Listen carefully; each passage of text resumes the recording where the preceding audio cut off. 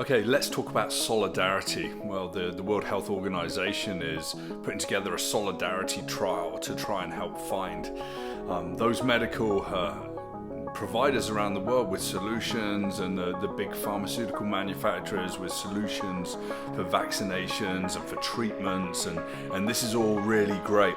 And this program has been mobilized, and there's lots of people that have stood up, and Ford Motor Company and Tesla are producing ventilators. There's Louis Vuitton and a lot of the haute couture brands are producing hand sanitizers, and the same with like breweries all over the world. This is really cool. This is a sense of solidarity, and I really like it. But really, what's at the center of that? It's humans, it's us.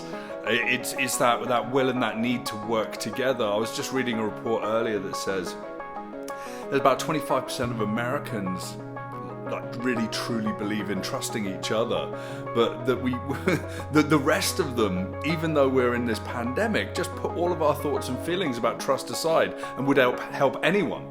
So that's the solidarity that I'm interested in. It's the solidarity that brings us all together. I also think that we need to be a little careful here.